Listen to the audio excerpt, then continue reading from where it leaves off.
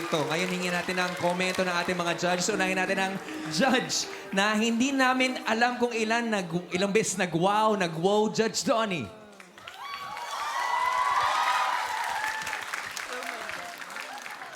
Hindi ko alam kung anong sasabihin ko eh. Kasi, Golden Buzzer. Unang pa lang, sobrang emotional nyo na, tatay. Alam namin kung gaano kalaki ito para sa'yo. And alam nyo, ako po magpapasalamat sa inyo. Salamat po dahil sumali kayo ng PGT.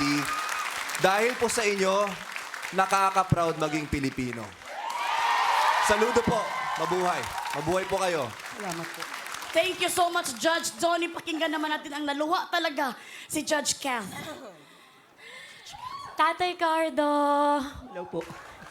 ramdam namin yung tension mo and alam ko kung gaano kahirap i-contain po yun para magawa niyo yun. Pero alam nyo, kasabay nyo kami lahat nagdadasal na sana magawa mo and nagawa niyo po. Congratulations po.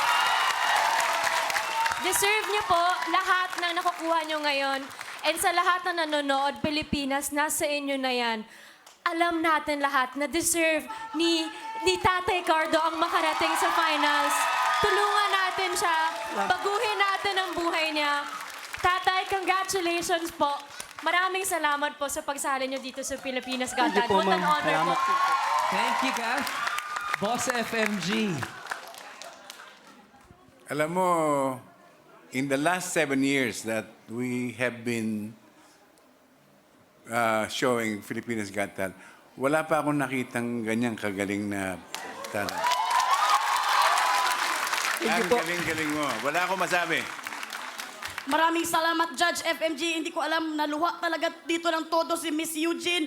Ako nga hindi nga ako anak ni tatay, pero talaga, Judge Eugene, ano naman? Asawa mo ba si tatay?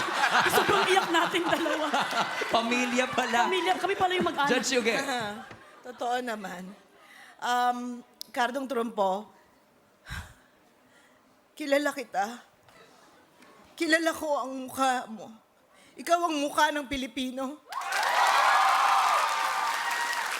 Thank you po, ma'am. Salamat po.